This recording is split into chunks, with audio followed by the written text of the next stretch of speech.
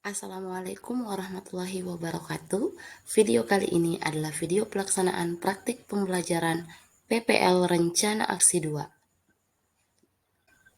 Sebelumnya, perkenalkan nama saya Nasri L. Saya adalah mahasiswa pendidikan profesi guru Universitas Negeri Makassar kategori 2. Adapun dosen pembimbing saya yakni Bapak Muhammad Darwis dan Bapak Zainal Abidin selaku guru pamong. Pada rencana aksi 2, dalam kegiatan PPL, saya mengangkat masalah rendahnya konsentrasi belajar peserta didik dengan solusi penggunaan media pembelajaran Quizizz. Selamat menyaksikan.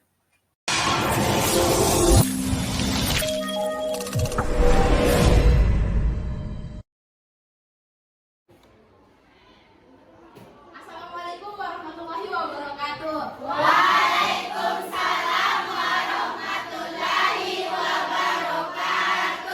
Bagaimana kabarnya hari ini anak-anak?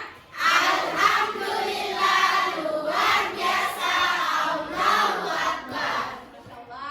Seperti hari-hari sebelumnya, Ibu selalu kan untuk memeriksa kebersihan kelasnya. Jadi hari ini tolong kepada anak-anakku sekalian memeriksa lingkungan sekitarnya, apa ada sampah atau tidak ada. Kalau misalnya ada, silakan dibuang di tong sampah. Seperti itu ya. Silakan anak-anak, kita memulai pelajaran agar apa yang kita kerjakan hari ini mendapat berkah dari Allah Subhanahu wa taala dan bermanfaat untuk kita ke depannya. Oleh karena itu, setiap kegiatan yang kita lakukan baiknya didahului dengan berdoa. Karena itu saya minta bantuan kepada ketua kelas untuk menyiapkan kelasnya dan memulai dengan berdoa. Seperti itu. Silakan ketua kelas. Perhatian. Siap. Perhatian. Siap. Seluruhnya duduk siap. Bersalam kepada Ibu Guru. Waalaikumsalam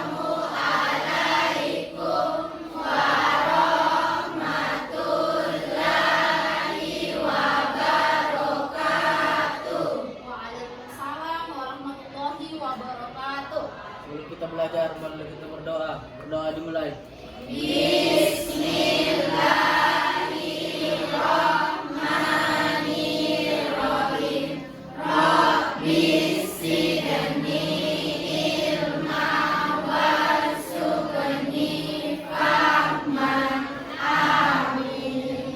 Aku mau cek bagaimana kehadiran hari ini. Apa hadir semua? Tidak ya. Oke, kalau tidak, izinkan Ibu untuk mengabsen satu-satu. Seperti biasanya, kalau misalnya Ibu melakukan absensi, ketua kelas saya berikan kewenangan melaporkan temannya yang misalnya kalau dia tidak hadir, misalnya izinnya itu alasan apa, kemudian sakitnya juga itu sakit apa ya. Nah, lalu kemudian anak-anakku sekalian, kalau misalnya hadir silakan untuk mengangkat tangannya seperti itu. Oke, dan katakan hadir. Ibu mulai dari Andi Nailatul Alawiyah. Hadir Bu. Abdul Aziz Amiruddin.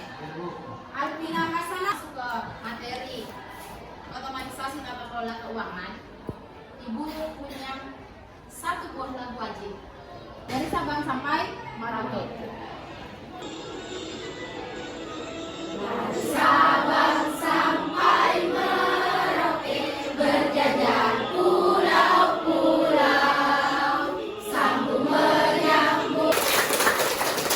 Oke, ini seragam kembali. Nah, kira-kira ada yang masih ingat materi pertemuan sebelumnya? Oke, silakan. Edil ya namanya. Oke, silakan Edil. Sebelumnya terima kasih atas waktu dan kesempatan yang diberikan. Oke. Perkenalkan nama saya ini.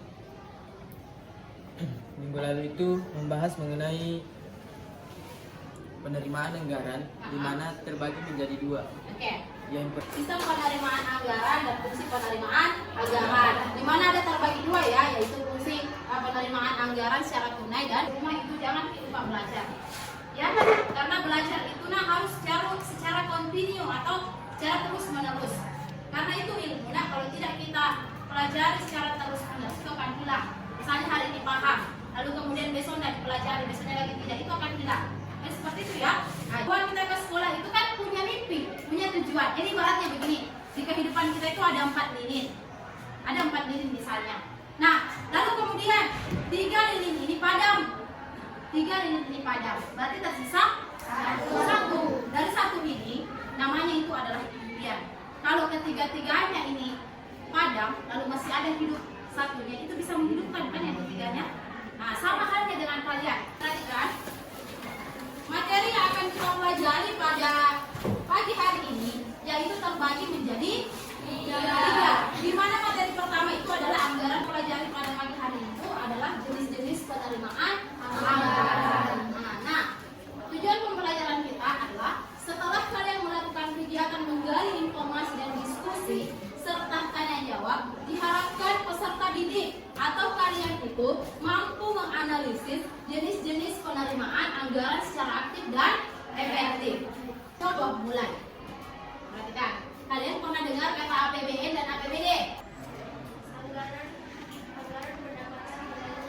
Oke, anggaran pendapatan belanja negara. Kalau APBD? Anggaran pendapatan belanja daerah. Oke, jadi udah tahu nih kalau ada itu satu, udah tahu nih yang lainnya. Oke kan?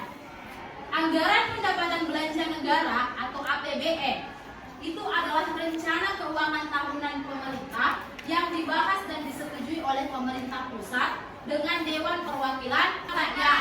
Itu namanya salah satu retribusi. Kutanya lagi, siapa yang pernah parkir dikasih kartu kuning seperti itu?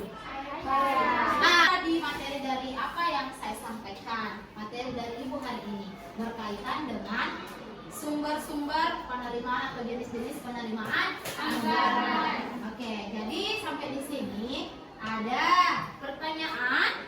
Mau coba tanya dulu, Ibu mau tanya dulu. Kira-kira ada yang masih ingat sumber penerimaan dari anggaran pendapatan belanja daerah? Sumber APBD. Ya.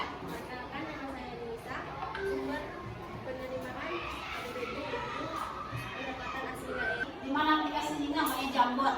Jamboard itu adalah papan tulis online.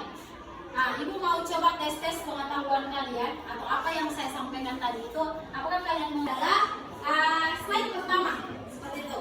Ini slide pertama di sini apa yang kalian pahami tentang APBN dan APBD. Silakan untuk dikerjakan. Saya kasih waktu 1 menit lah untuk slide pertama. Silakan.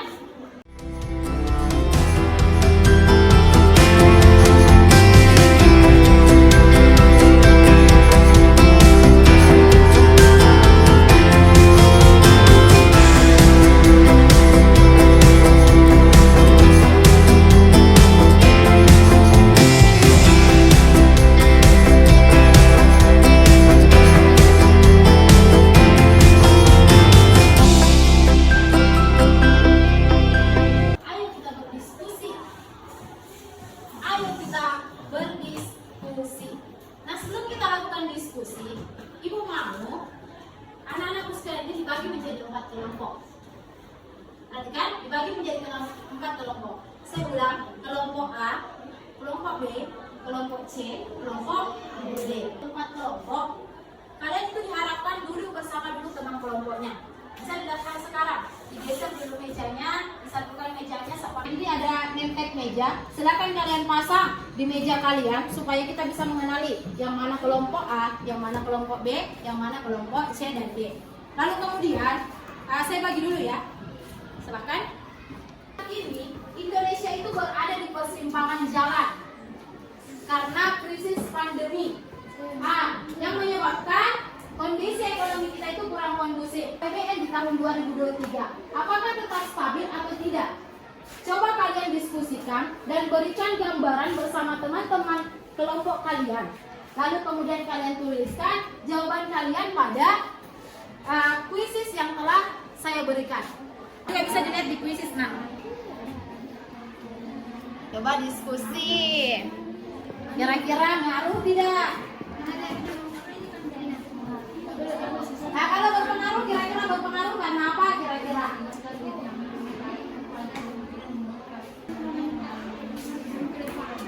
sedikit. Apa yang masalahnya kira-kira? Tapi dari segi soalnya dipahami apa maksud soalnya? Berarti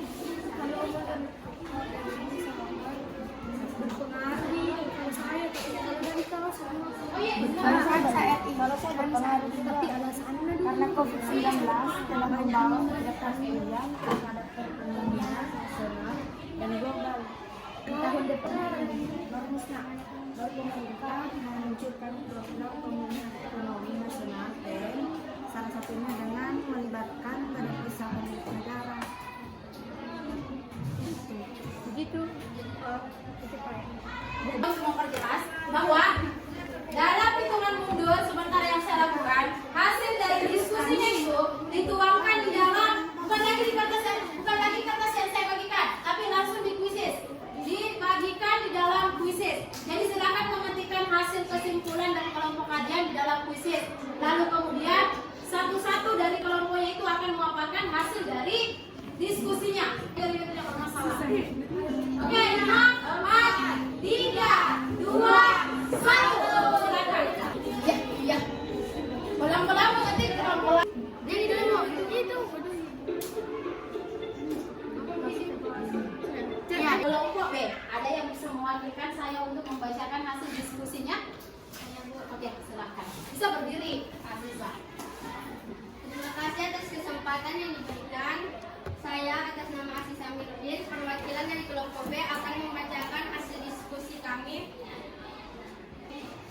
Berdasarkan masalah di atas, apakah APBN itu berpengaruh terhadap perekonomian? Ya.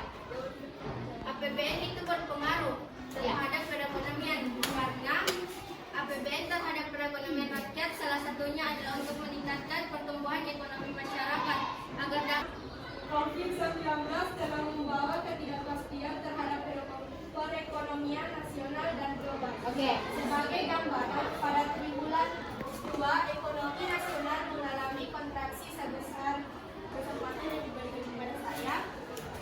Perkenalkan, nama saya Nisa, perwakilan dari kelompok C, ingin memaparkan hasil diskusi kami.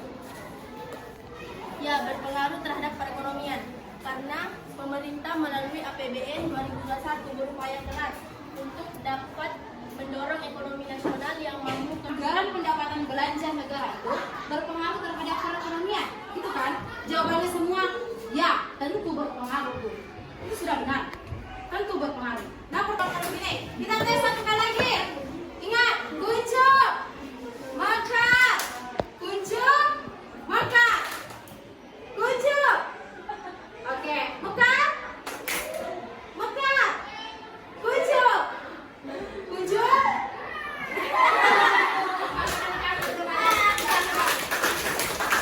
Sebagai refleksi pembelajaran kita pada pagi hari ini.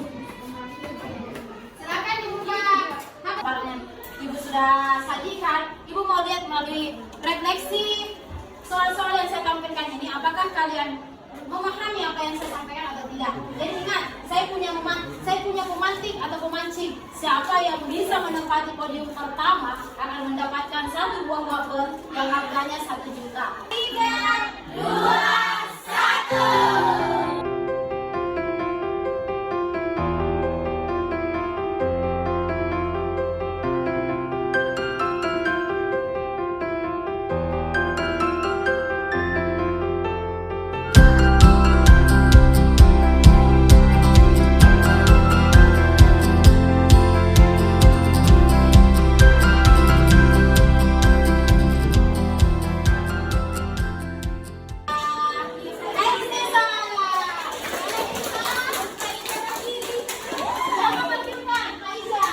Selanjutnya, ada yang bisa bantu Ibu untuk menyimpulkan kegiatan pembelajaran kita pada pagi hari ini? Oke, silakan. atas kesempatan yang diberikan. Saya Amanda akan menyimpulkan tentang materi yang telah dipelajari hari ini. Berdasarkan apa yang dipelajari hari ini, yaitu jenis-jenis penerimaan negara, daerah, dan perusahaan yang biasa disebut dengan APBN dan APBD yang memiliki sumber pendapatan yang Jadi Amanda sudah membantu menyimpulkan pembelajaran kita pada pagi hari ini. Saya mengucapkan banyak terima kasih Amanda. Dengan harapan perwakilan dari Amanda ini, apa yang disampaikan Amanda itu bisa mewakilkan apa pemahaman kita pada pagi hari ini ya, yang berkaitan dengan tujuan pembelajaran kita. Memang kalian mampu menganalisis jenis-jenis penerimaan anggaran, baik anggaran pendapatan belanja negara, daerah maupun perusahaan. Kita akan membahas mengenai prosedur penerimaan anggaran. Dalam proses pembelajaran ada salah